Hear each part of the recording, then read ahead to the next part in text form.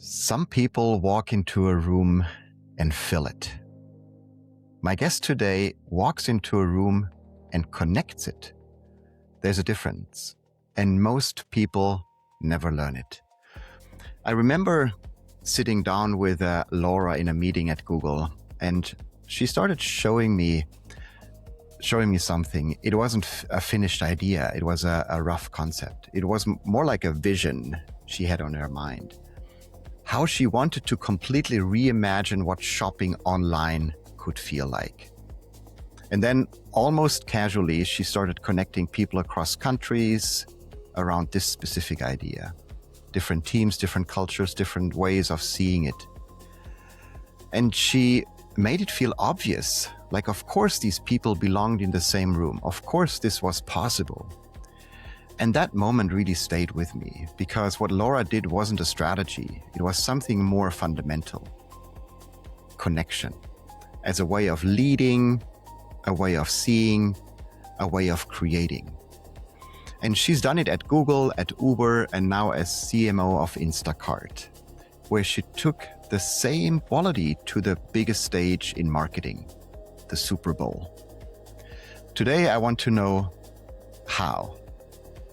Laura Jones, welcome to The Future is How. Thank you so much for having me. So let me share a little bit more about you. At Google, Laura helped shape how one of the world's most complex products speaks to real people. At Uber, she led marketing through one of the most challenging brand reinventions of the decade. And now as CMO of Instacart, she's reimagining what it means for a brand to be generally useful and generally felt in everyday life.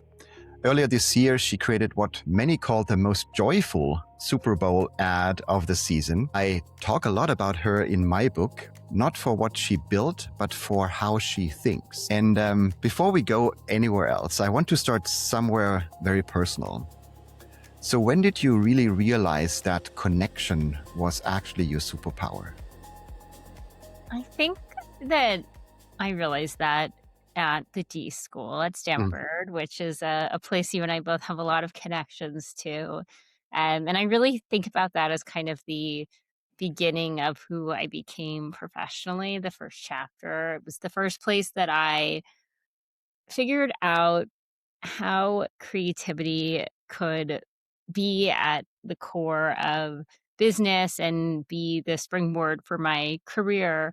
And I think I also learned kind of what my version of creativity is, which, as you said, I think is about making connections between ideas, between people, and really viewing that as something that could be a superpower. And I think that, that came to bear in a few different ways. One, cross-functional connection. And I think this was an attribute I really, really served me well in my career. So at the D.school, I came in as an MBA and I would be paired, in one case was paired with someone from the School of Engineering and someone from the medical school. And we worked together for a year on a project. And so learning how to speak their languages and find how we could all make something greater than what any one of us could create on our own, I think was a huge learning. And then the kind of lateral thinking of connecting seemingly disparate ideas to come up with something new, I think was the other way that I learned to wield connection as a tool.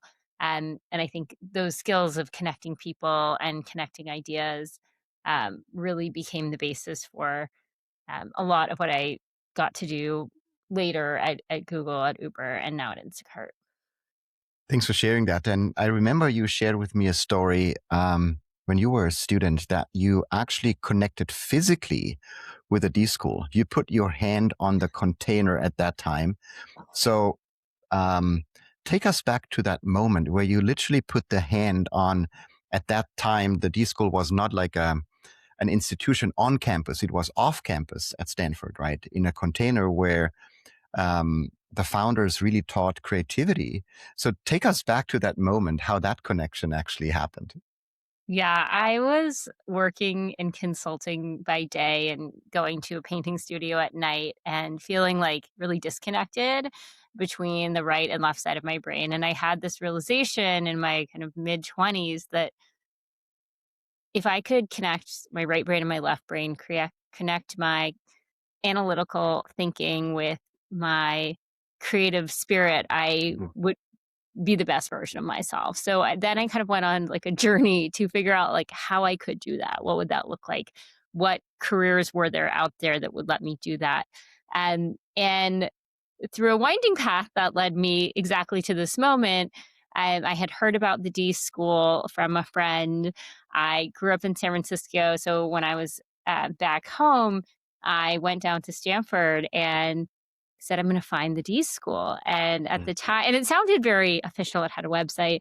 But when I got there, it was quite literally in a trailer, kind of off on the side of campus with a, just kind of a printed sign strung up on the trailer, and it wasn't even open, sadly, when I got there. But I did. I kind of laid my hands on the side of this trailer and I just said, whatever is inside here, I think it's going to change my life. And then I figured out, okay, if I want to go to the D school, which was not a degree granting institution, I would need to come in as, through another graduate program. And I felt MBA was most plausible given my background with, a degree in economics and a consulting career. So and, you know, got I applied to the Stanford Business School with the premise that I would go and I would spend as much of my time as they would let me at the D school. And thankfully, they let me do that, and the rest is kind of history. But I definitely feel that, I was searching for that way to find that connection point between the two parts of my personality, and I really do feel like the D school is the first time, since my childhood that I really felt those come back together and realized the power that could unlock. Thanks for sharing that. And thanks for taking us back to that first physical connection, right? With an object, but also like an idea of a school where you can learn creativity, where you can tap into your own creative superpowers. So thanks for taking us back there. Connection gets used a lot as a word, right? It's been thrown around like a lot these days. So what does it actually mean to you in practice on an ordinary Wednesday, April 1st? Yeah, I think that it's an interesting question because, to your point, it's in everything we do. I think a lot of our daily tasks are about, you know, connecting one person to another, connecting one idea to another. But I think that um you get to a certain point in your career and you've acquired a lot of the tactical skills needed to do a job, and then connection becomes disproportionately important. And what I found is that as you take on a bigger and bigger scope in an organization, um, you have more and more context, you have a broader purview. So Instacart, for example, is a four-sided marketplace. We have um, consumers, shoppers who are out shopping for the goods in the stores. Then we have our retailers and our brands that are on the platform. So it's a pretty complex business. And I think that for me, I now lead the marketing team and the communications team and sit across this four-sided marketplace. So much of what I need to do is connect those dots, meaning see how something that might be going on in one part of the business might relate to something going on in another part of the business, and bring those people together to make sure that they understand that relationship and give them the opportunity to collaborate. And so I think so much of connection is just understanding how different ideas can relate to one another. And sometimes that's obvious and sometimes it's really not obvious. So one exercise I like to do is to almost force that connection. So to think about, if there's some feature I really like in one app, to think about, well, what would this look like for Instacart? An example is I am on the board of Match Group, which owns Tinder and Hinge, which are both dating apps. And so you would think, okay, dating apps and online grocery, not very related, but Tinder has launched some really interesting features like astrology mode, or music mode, where you can swipe based on preferences. And they've just announced this recently. And I was in a meeting with my teams the other day, and I was like, well, what would that look like for us? And it might be nothing. It might be there is no applicable corollary. Another thing, they recently launched Double Date. We thought about that one a lot, and there really was not an applicable corollary. Um, Mhm. but maybe there is. Maybe it's me and my husband shopping together on our Instacart, which you can do through family accounts. But really, like taking that question of like different models or patterns you see in one context and asking how might they apply to another context. So I think that whether it's through connecting disparate parts of a business or bringing in a new layer, a new element that doesn't already exist within a business and borrowing it from um, some other part of life, be it a different app, something from art, something from culture, asking yourself how might this apply, I think is a big part of my everyday. Tactically, like almost every day, we'll look at what is trending on social. What are the big trends on TikTok, on Instagram? As marketers, we really need to know what's going on in culture. And we ask ourselves, should should we do something with Yeah. that? Recently, there was the Kit Kat heist, and all different brands are jumping in on that. And it's the thing you look at, you say, okay, like, do we have anything to add to this conversation? Maybe the answer is yes, maybe the answer is no. But I think asking that question frequently makes you more attuned to those opportunities and gets you better at jumping on them really quickly when they do arise. I love that question. Yes. How might we apply this in our context, or how might we apply this to our lives, to our work, to what we are trying to build here and trying to create? I think that's a wonderful question. But to be honest, Laura, I think you're not just looking into the obvious places, like where the trends are happening. I think you're also looking in other places, making those connections that no one else probably sees. How do you do that? Where do you draw your inspiration from? I think the example of like taking a Tinder feature and put that into a shopping app is a brilliant one. But what is a more extreme connection that you probably have done, or have you made in your life, where you see that probably no one else could have seen that?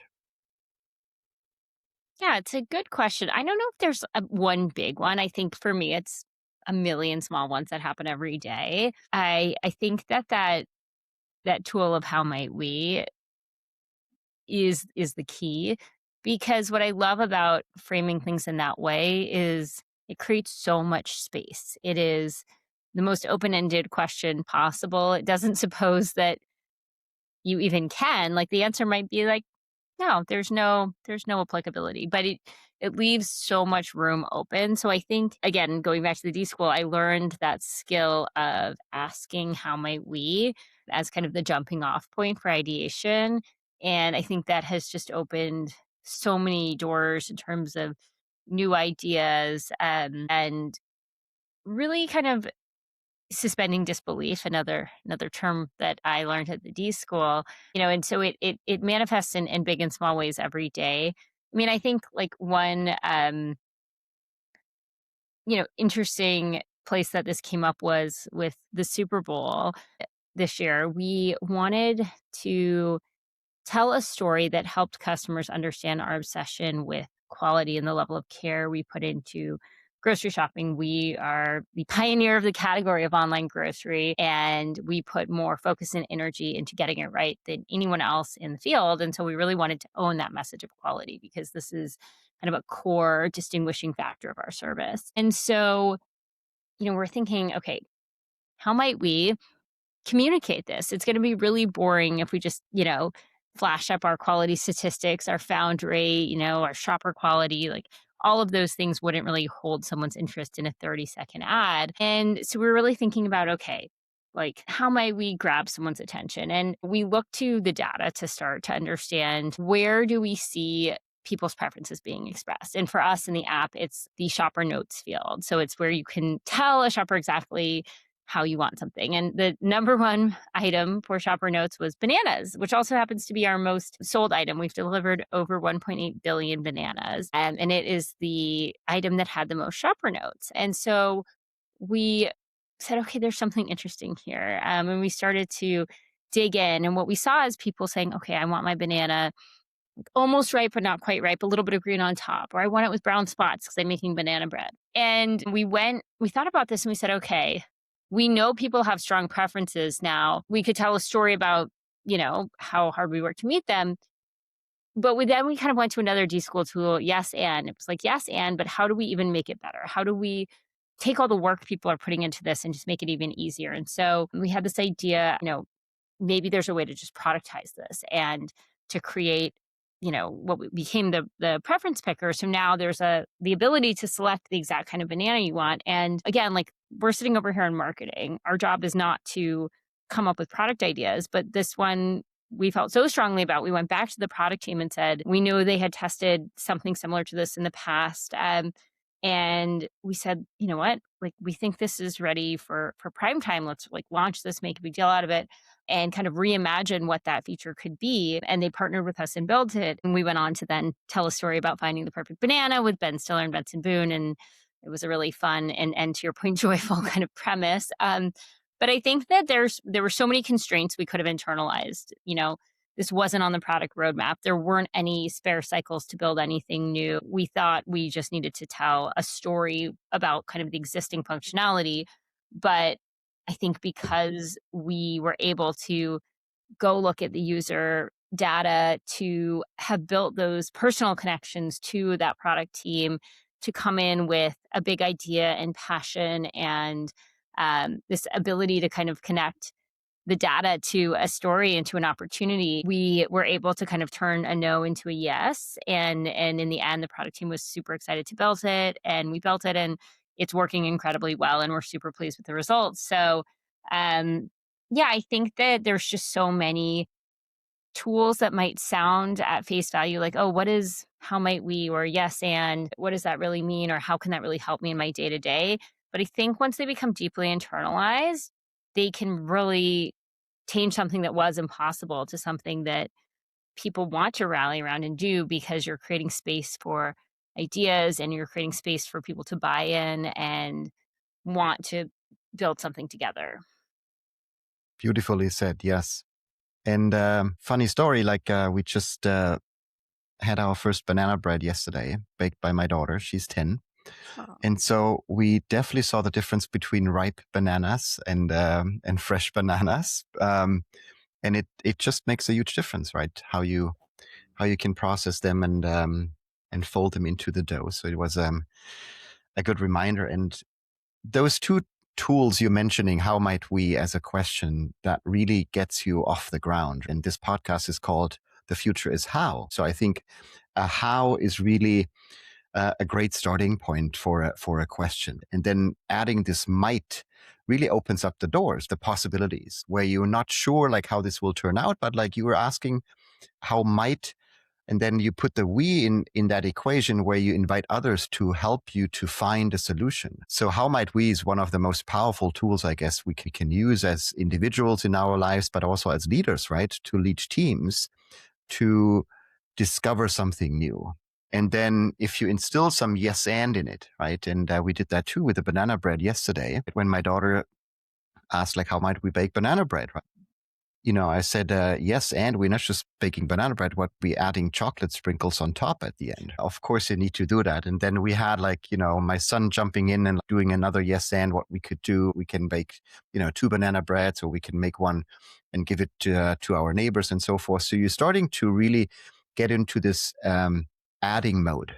So you're not just adding ingredients, literally, but you're adding to this idea. You make it bigger, faster, and better.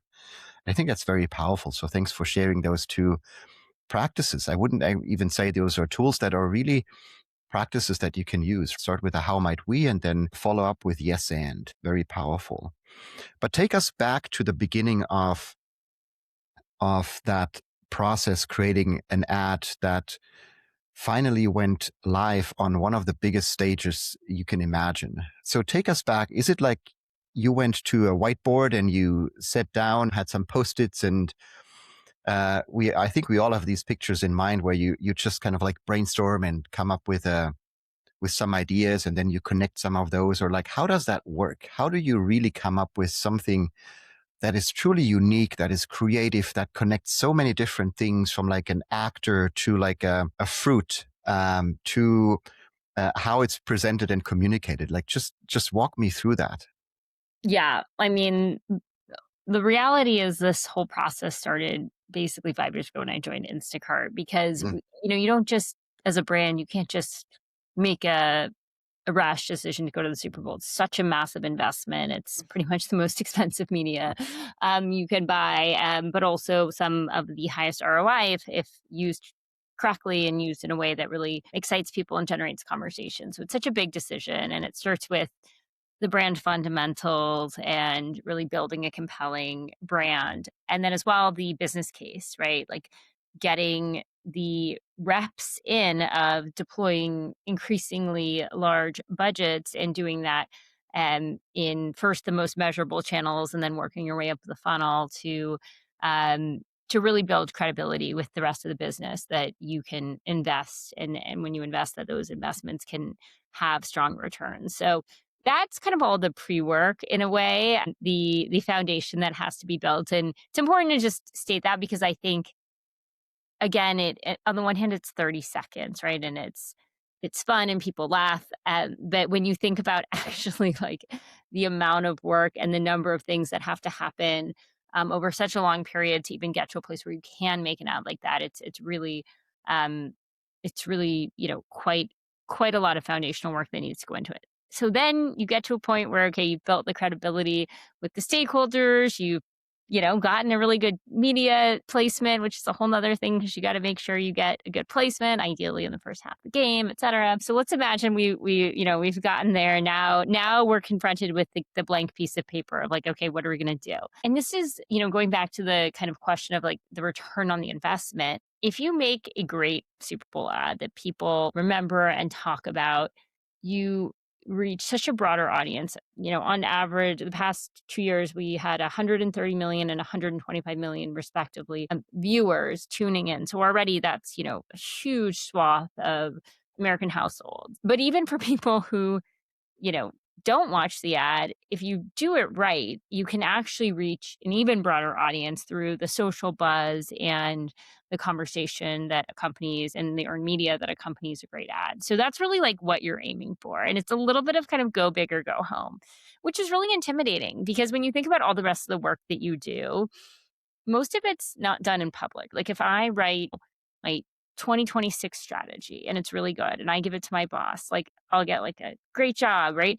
But like, my fourth grade teacher or my aunt or my children's friends at school, they won't know if I did a good or a bad job on that strategy document, right? Nobody cares, nobody knows.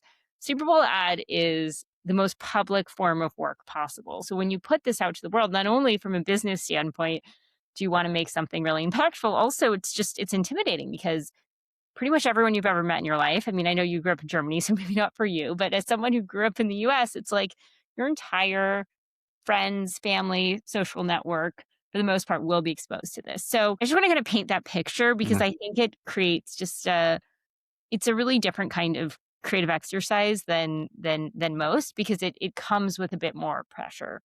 So I think the most important thing to do in the beginning is to really just give this space to say, okay, we're going to give ourselves, we have a work back plan and we have this many weeks to get to a great idea to kind of create a bit of a safe space for ideation because no great idea comes under duress. And when you think about like the amount of money on the line, the amount of eyeballs that are going to be watching you, it can feel really pressurized. So step one is to kind of like create that space of like, okay, we know we have to get to a great outcome, but it's going to be iterative and we're going to give ourselves this many weeks to get there. So once that's all set, then you need the right team. You need your incredible internal team. This year, in the past years, we've worked with agencies who come in and bring an external perspective.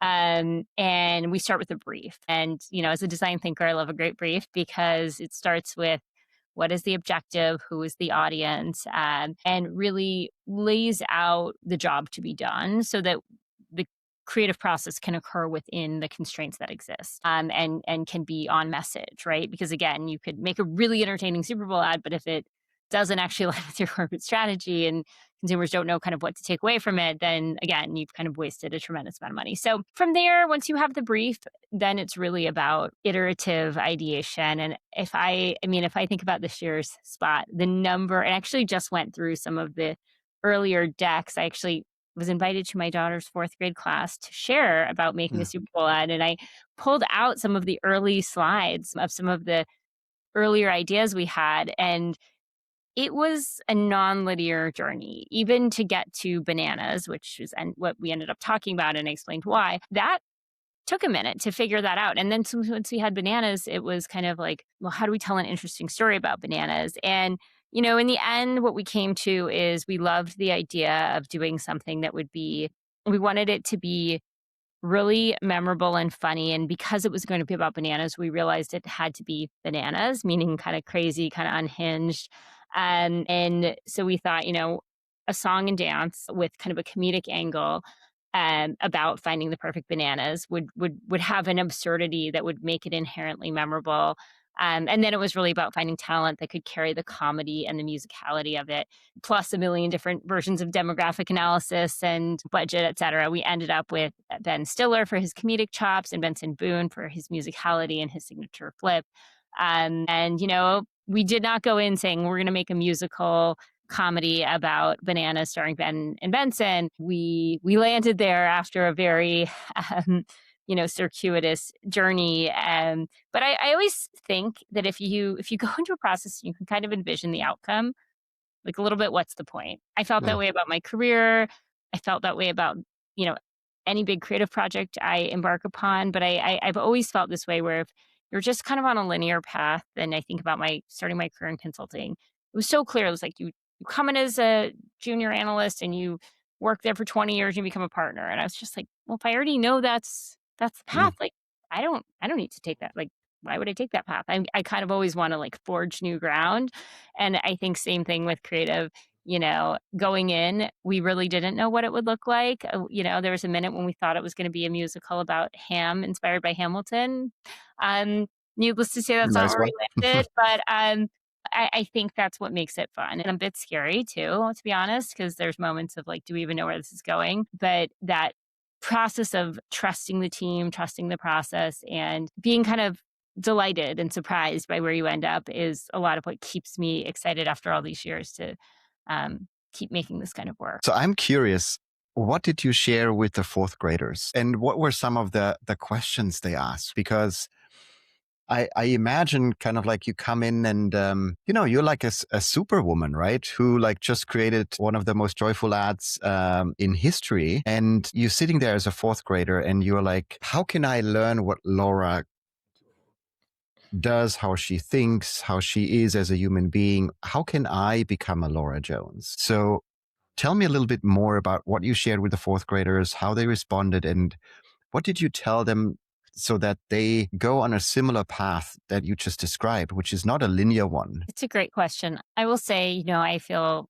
so lucky at this stage in my career to have had some really amazing speaking opportunities, be it, South by or Cannes, and I've gotten to speak on, incredible stages to large. This was one of, That's I'd the say, hardest. intimidating invitations. I was so honored, first of all. The kids even were interested and wanted to learn about it. So that really was incredible. And also because the Super Bowl was in San Francisco this year, my daughter actually got to go to a few of my speaking engagements that I did. I invited actually my kids, my husband, and my parents who still live in San Francisco, all got to kind of see me in my element, which was really fun Amazing. because it's so hard to explain to them, sometimes what they all kind of know what my job is, but why do I have to travel? What is it? Why am I going to Cannes?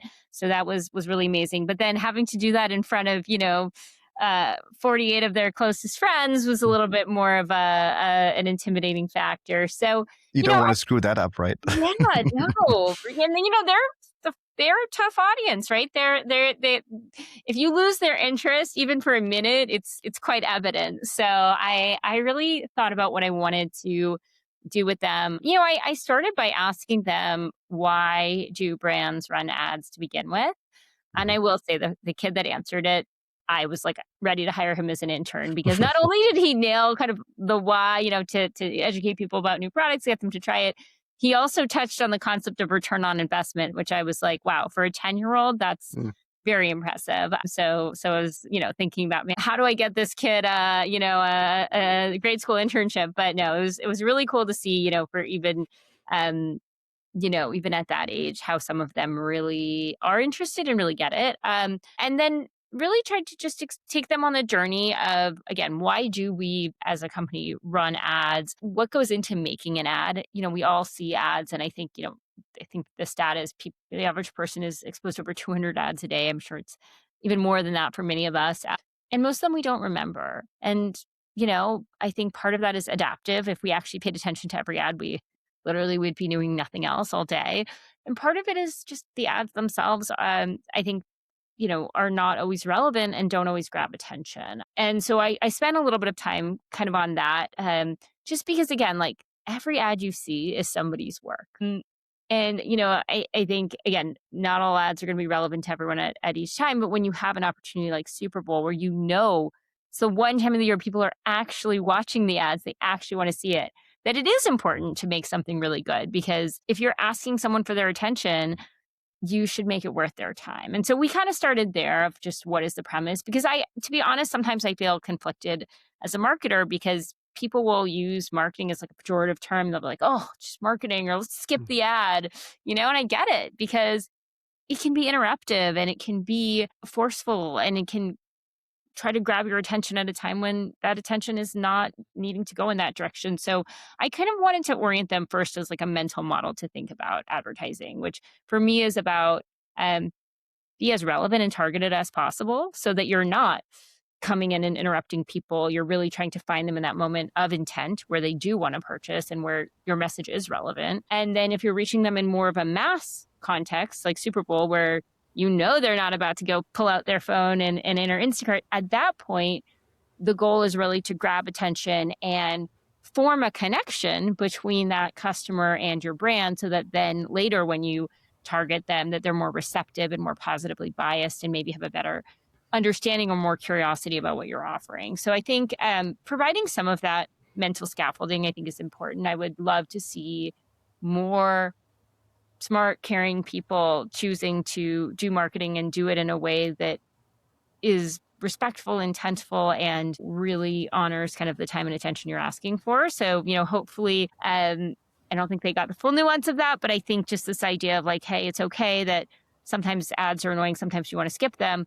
But if you're going to make an ad, you should try to make a great one. And then really try to take them through, well, what does it look like to try to make a great ad? How much work goes into it? And really also just attuning them to how many different types of work there are within, if you think about the Super Bowl ad, and I actually pulled the stat for them of how many people were on set because they had a question about how many people it had taken to make it. And it was actually interesting for me too. I went back and looked, and I think over 200 people within Instacart played a role in making the ad. And we had almost between 150 and 160 people at some point on that set. And it's everyone from someone who is crafting the costumes to someone who is doing the catering for the folks acting. You have the backup, the kind of backup dancers, the people that are working the camera equipment. Actually, are one of the people who worked on the production and the photography for the project had been I believe the DP for Sinners, right? So she like won an Academy Award this year, Autumn Arkapaw, and she, was on our set helping us film this ad, right? So it's really incredible to, I think, attune people to, hey, basically we're making a movie. The movie only lasts 30 seconds, but that same level of production goes into this. And then even in post-production, there are people who are doing the editing, the sound mixing. Actually, one of the gentlemen who worked on crafting our custom song, has kids at the school too, and he works for the company that did the music for it. So just kind of saying like, look, maybe you want to be a marketer, maybe you want to be a CFO, maybe you want to be a musician or a director of photography. Like all these things are adjacent to this, and just kind of opening their mind to like the number of different ways that you can spend your time and the kinds of work that might be available, right? Because I think sometimes these kids, you can feel like, especially in Silicon Valley, like everyone works in tech and I think everyone's on a computer and you imagine they're all doing the same thing. But in reality, there's so many different skills and so many different paths. And so just trying to attune them to what those options are so that as they develop their own identity, they can figure out ways to find work that they love. So if I want to be on Laura Jones' team, I have to think like a fourth grader. Yeah, pretty much. Perfect. Really I pay love attention that. to the return on investment. No, just kidding. Yes. But what are some of the other qualities you look for in people that, you literally can start developing as a fourth grader and then continue to develop in your life? What are some of these qualities that you are specifically looking for in that very creative industry that, as you just described, has opportunities for literally everyone and every talent? Like if you're a photographer, if you're a costume maker, if you were a caterer into food, if you whatever it is. So what are some of the qualities that you're looking for in people that would love to join your team? Yeah. Yeah. I think about kind of skills and behaviors. And I think, skills, obviously, the skills are kind of what's necessary to execute on the task at hand, right? So if you are coming in to be, a MarTech engineer, well, you need to have coding skills. Or if you're coming in to be copywriter on the creative team, you need to have writing skills. But then there are behaviors. And I think that's kind of the connective tissue between different people on the team. So that could be something like curiosity, I think is, incredibly important. And that ability to question everything, right? Because we're in such a dynamic, ever changing world, especially now with AI, like having that curiosity to every day ask, oh, could I be doing something differently? Should I be trying a new tool? Like that, I think is foundational. Um, User centricity, empathy, the ability to really care about your customer, your teammates, really being interested in people and what drives people's behavior, I think is incredibly important as well. And ambition, I think, is another thing that when I look at my leads and or just my team in general, I think we're the most neurodiverse team in the company because we literally have everyone from engineers to photographers sitting on the team. So it's this incredibly diverse set of skills, but the behaviors really are what needs to be consistent. And ambition is definitely one that I think we all share. And what I love is that we have this kind of term career defining moments, and I challenge a team like every year each one of us should have a career defining moment, and I look at the people that I get to work with every day, and whether it's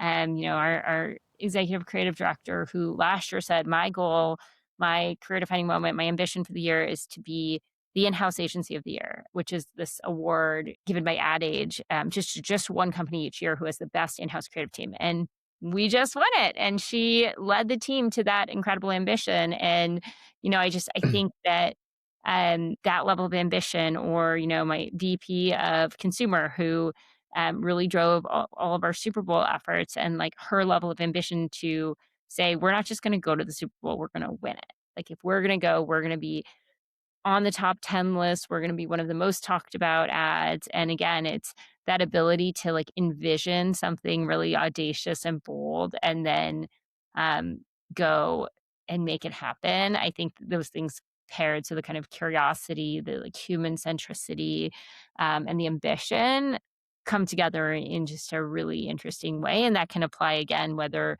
you're a communications professional or you're a B2B channel marketer, right? Like you can have a big vision, use your curiosity as kind of the fuel there, and then use that human centricity to enlist the people and understand, how you can behaviorally get to the outcomes you want. I love that you start with curiosity as one of the most important things that you're looking for. And I think that's coming up over and over again when we look into the future. And interestingly, just right behind me, I have this calligraphy that I drew inspired by one of my calligraphy teachers, Jiro.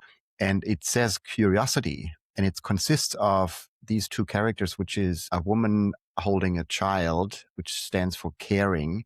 Then Mm, it's about surprise, this middle character, and then it's love at the end. And if mm. you take anything away, care, surprise, or love, you lose curiosity. And I think it's such a fascinating concept. So, how do you develop, teach, grow curiosity in your team, but also in your children? What is something you do as a practice that really helps to continue to grow that curiosity? And you just shared which I love, which is like just having a career moment where you really do something extraordinary and really having that ambition. So, what are other ways that you practice curiosity? I love that question. And it makes me think I should be more intentional about how I practice it because I think it is something that in some ways, because I had that experience at the D school, that I think I internalized so much of it that it almost feels inherent at this point, but I know it is a skill and it's something that, I think I was exposed to and lucky enough to get a really structured process to kind of frame it. So, if I have to kind of decompose, like, how do I think I bring that to bear? I think it comes back to a lot of um, the themes we've touched on. I think one is holding generative space. And this is one I struggle with, to be honest. And it's something I'm always every year when I think about like what I want to do differently the next year, I always like I need to hold more generative space for the team because I think a lot of our work we do remotely, and I do think that's something that can be lost if it's not incredibly intentional to create that generative space. But I think creating generative space, meaning space where you don't just have a meeting with an agenda and a deck and you're just like plowing through content, but you're saying, I'm going to come with a few questions and we're going to discuss. And even in the Super Bowl process, I described kind of giving ourselves X amount of time. I think holding that space is the necessary precondition, and then I think it's a lot of those tools from kind of the D.school lexicon of the how might we's, bringing really good questions. And, a place that I've really been more intentional about this has been my other board. So I mentioned I'm on the board of Match Group, which owns Tinder and Hinge. The other board I'm on is UNICEF, UNICEF USA, which is obviously an incredible organization that I have now been on the board of for 3 years. And I've been working with the leaders there to one of the things I've been helping think through is this question of kind of innovation and how do we bring this big bold thinking that tech companies have really codified and been known for in many ways as part of the innovation process. How do we bring some of that to this sector where the mission is to support and uplift and protect children, and really think through how do we bring that kind of same innovative spirit to probably the single most important question for humanity. It's been really interesting to think about, going back to even like the work we did at Google with the garage or the sprint methodology, and like how do you bring that to an organization that has such serious and critical work, but still create that space for innovative thinking, and whether that's with the team itself, we've worked on building out an innovation incubator where teams go through the design thinking process and can put forward ideas that, go through kind of a selection process, some of which get funded for additional development or even just engaging the board itself. And we really thought about, okay, we have this incredibly talented, passionate board. How do we create more space so that we're not just in every meeting kind of reviewing what's been accomplished, but how do we create generative space both to spur new thinking and also, frankly, to build that emotional connection and buy-in to the work? Because we all know the IKEA effect, and the more that you feel that your fingerprints are on something, that you've influenced it, the more you're likely to be excited about it and support it. So that has been, I think, just a really interesting case of um, thinking about what needs to change to create that space. And so much of it, again, I just think back to a board meeting we had very recently is about almost reducing the amount of content that we're trying to get through and saying, let's bring a question instead. And let's really moderate that session and engage people and create that kind of brainstorm environment, where we're going to measure progress not in how many slides we get through, but on how many different people on the team within this group are speaking, with how many ideas we're able to generate and how much we're able to build on one another's ideas. So I think it's that mindset shift from viewing productivity or work as kind of a transactional exchange of here's my thing and I'm going to tell you this and you're going to receive it and then you're going to go and take it and do something with it, to a much more collaborative, generative one in which the goal is to say less, as a leader, and use your leadership to instead come from a place of facilitation and spurring conversation. So I saw that you've just been to Vietnam for Yeah. this UNICEF project, and bringing that creative spirit to some of the children there, and like just encouraging them and unleashing something in them that's around their curiosity, around their creativity, and how they can use their ideas to really build a better future for themselves and for others. So what feeling did you leave that trip with? So what's the feeling that you took on the plane back to San Francisco? It's such a good question because I actually just last week, every few weeks, every 2 weeks, I write a letter to the team, to my team at Instacart, to where we started on connection. It is almost always connecting something that either has happened at work or in my personal life back to the work we're doing. And it is that kind of, lateral thinking whenever I sit down to write it that, really has to kick in. And so my reflection on the trip to Vietnam was coming back filled with hope.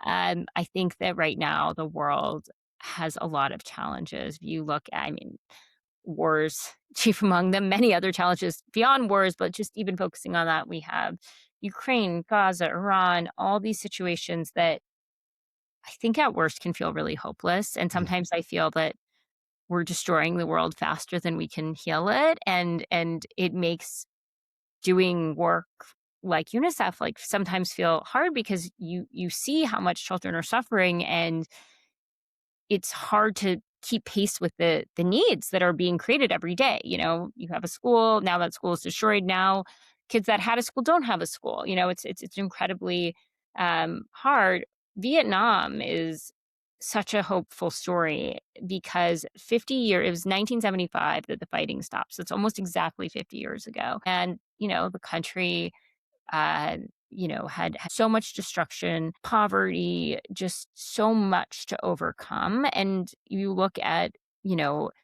within a generation now, Vietnam is on the path to becoming a middle income country. The country has a goal to become a high income country by 2045, I believe. And even when you look at the work UNICEF has done throughout that process and how critical and supportive it was in the most dire of moments and what it is becoming now, I think it again really just gives me hope. You look at, 50 years ago, and actually this was amazing. One of the people I traveled with is the current CFO of UNICEF USA, Michael Chen, and he was born in Vietnam and left as a refugee and actually received aid from UNICEF in a refugee camp as a child, and then was able to move to the US, had an amazing career, and is now, the CFO of UNICEF and giving back.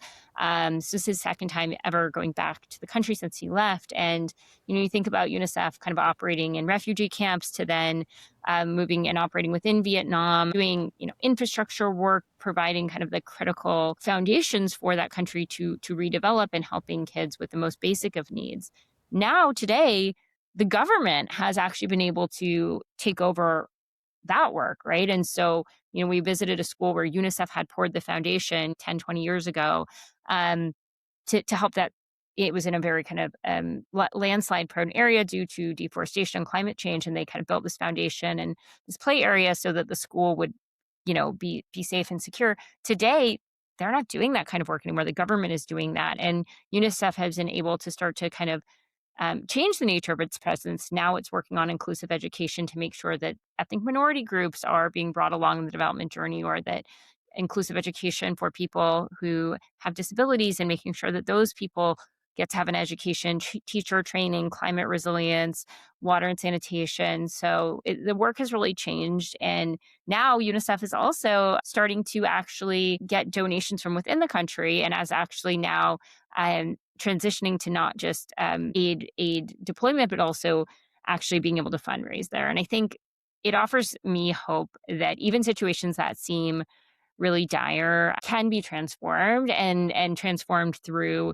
the incredible resilience of the people, the government, the investment in education, the investment in infrastructure, and the partnership of organizations like UNICEF. And it makes me excited to think, that there is an exit path. UNICEF doesn't have to do forever aid in every country. It can come in at times of the most dire need and eventually, you know, start to exit, or start to change the nature of involvement to being in this more sustainable model. So, when I talked to my team about that, I really drew back to this idea of like consistent investment coupled with a resilient spirit, right? In every business, there Mm. are unexpectedly hard things that happen. There can be things that feel like an existential threat, and there can be a lot of change.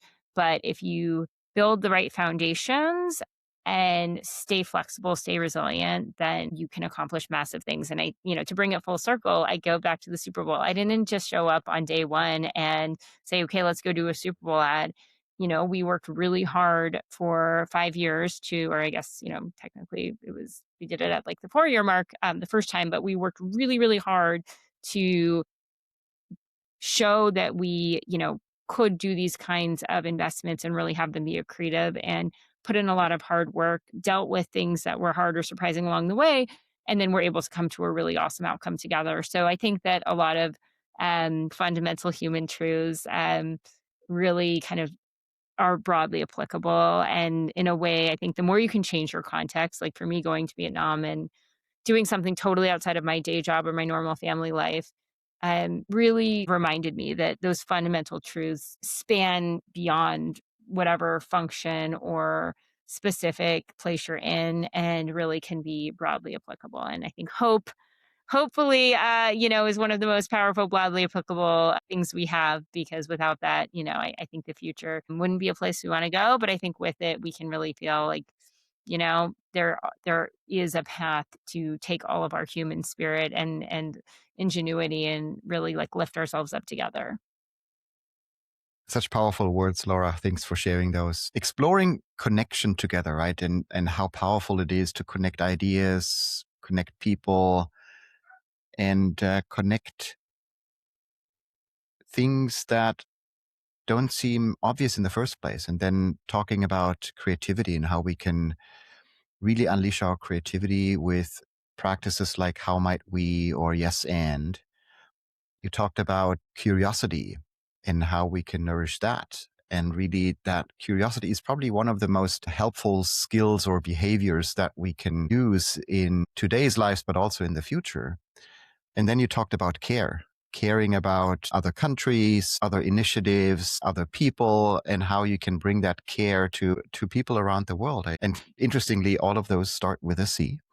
So connecting creativity, curiosity, and care, which brings me to one of my last questions, which is how do you take care of yourself to really be able to continue to build a better future with the work that you're doing, with the family that you're growing? So how do you take care of yourself? It's a really good and important question. I think having a multidimensional life is really foundational for me. Having the ability to have a family that I love, that is my core support system, have a job that I love, that is really tapping into my strengths, but also challenging me every day.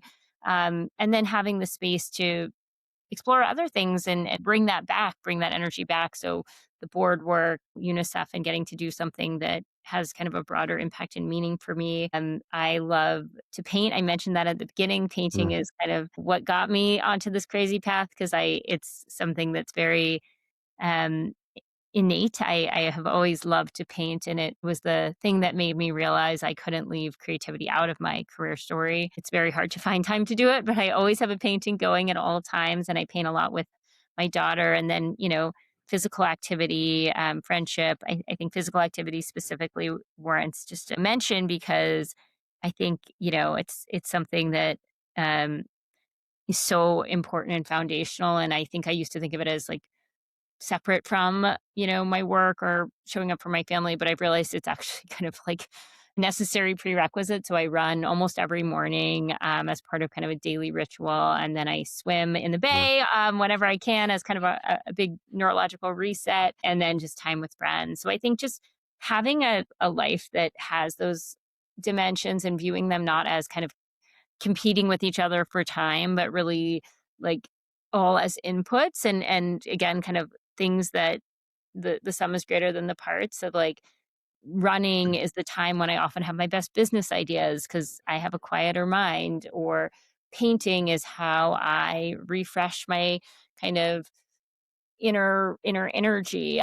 Being with friends, I often have ideas that I can bring back to my family or my work. So I think again, like as a lateral thinker, having a few different ways that I spend my time and then trying to really like connect them all and get that value is huge. And I'll offer one practical tip that I learned from Jennifer Rocker at the GSB, and she also teaches at the D School.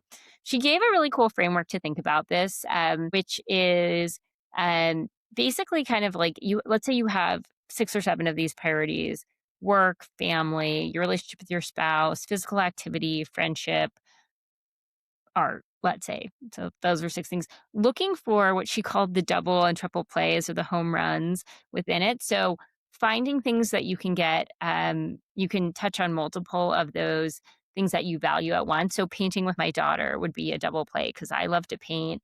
She loves to paint, and we get to do that together. Or going for a swim with my husband and some friends would be a triple play because it's physical activity, it's friendship, and it's time with my spouse. So like really trying to find like what are the home runs I can have, what are the triple plays I can have, um, is I think just a practical tip for how do you fit it all in. If you know that those are priorities, if you almost write them down and find those ways that you can kind of get a 2 for 1 or a 3 for 1, um, it helps you to, I think, prioritize those things and to make the most of the time that we have while still kind of prioritizing your own self-care. Amazing. Such practical advice. And I love the intention behind it, where you really find those ways where all of these things ideally connect. And they're usually very close to what we experience throughout our lives. So thanks for sharing that. I wanna shift the energy a little bit and do a fast future round. Okay. So a rapid fire round. So just quick instinctive answers about the future we're all creating together. So first things that come to mind. First question would be, what's one thing people could stop doing tomorrow that would make the future better immediately? Hmm.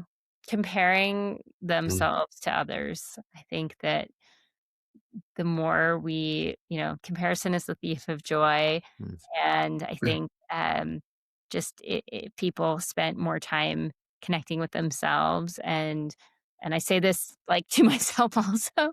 I think the more we can all just be true to ourselves and march our own path and not spend so much energy comparing to others, I think we would be relieved of a great mental burden.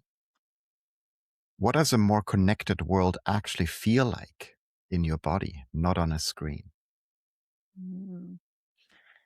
I think a more connected world feels like a calm energy. I think that's the thing that I'm always craving is like that feeling. It's like a great matcha. It's like Mm, energy, calm. amazing. It's like that sense of like I am I am I sparked that ambition, that motivation is there, but it's not an anxious one. It's one that feels supportive and that feels at the same time kind of mellow but still energized.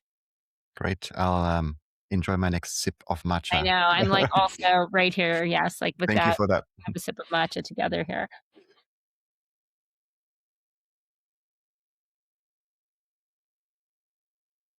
The most underrated ingredient for creating something that lasts.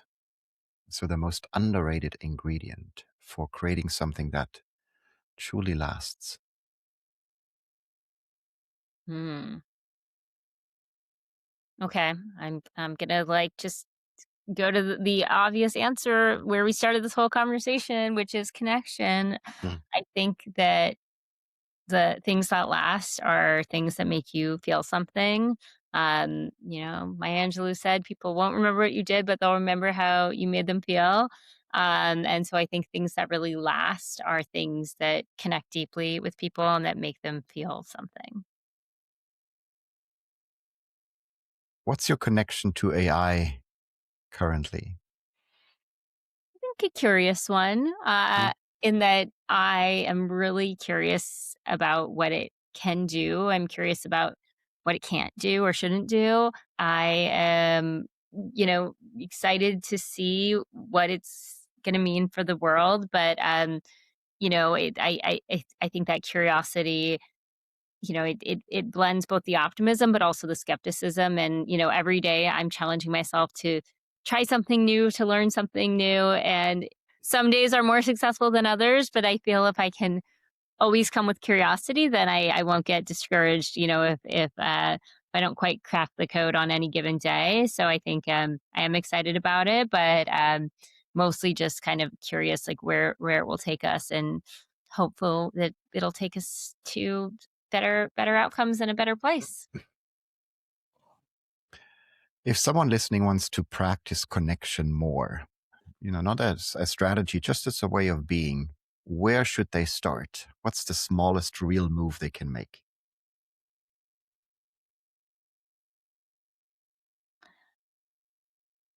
I think asking more questions. Going back to the how might we, I think asking questions, whether if you're with another human, asking them questions about themselves is, a surefire way to begin building a connection. But even if it's just you, like going back to my kind of Tinder example, like you can ask yourself a question. I feel like times when I've had really great insights about the future, I can remember this during COVID. I was working for Uber, I was leading marketing for the rides business, and I knew that we were in just a obviously like an incredibly seminal moment because mobility is all about getting from one place to another, and now everyone has to stay home. And I have this memory of just meditating basically and asking myself, what is going to happen? How will things change? What do I think is going to happen? And just kind of really tried to like envision what I thought would happen. And I think asking yourself questions is maybe underrated, or like Tinder, how might this apply to the product I'm working on? Or I see something, that I'm jealous of that another brand has done on social, I shouldn't be comparing myself to others, but if I am, like, what I'll try to do with that is not stew, but turn it into a question. Oh, how would I have done that? Or what have they done here that I could potentially apply to my own business? So I think asking questions is a great way to build connection. Amazing. So I'll ask you a question, which is, what question do you wish someone would have asked you that nobody ever did? What's a question that you wish someone would ask you? Okay. Well, I'll say that I think that a question I was asked, but Mm. I wish I was asked more, is uh, that I actually think the Stanford MBA admissions essay question, what matters most and why? Mm.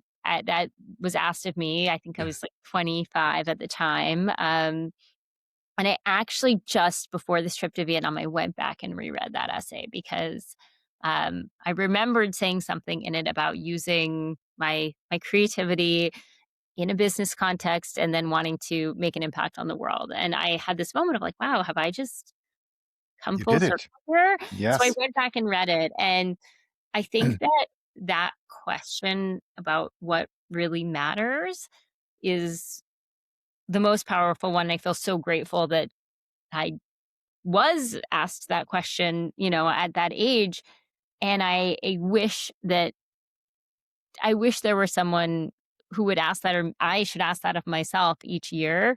What what really matters to you and why? I think that is such a clarifying question, and I think for all like everything I talked about like all the things that you need to that I like to do and all the hobbies and all the things. It's like seven things. Really being clear beyond just the activities, like what are the true values behind that and what really matters the most, I think is a question. If we could ask ourselves that every day, we would all be in a better place. Amazing. Last one. Finish this sentence. The future belongs to people who.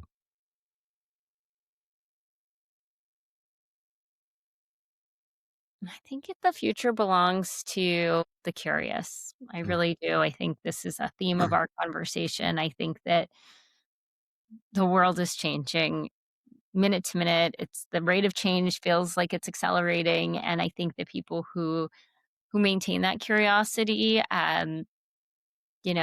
will benefit. I think children are the most curious of all, and the future mostly belongs to them. But I think for those of us that are no longer children, I know you have one thing I remember a lot that you invoke is eyes of a child and that childlike perspective. And I think that at its core is curiosity. So I think those of us that can channel our inner child, stay curious, ask the questions, make the connections, I think future belongs to all of us who do that.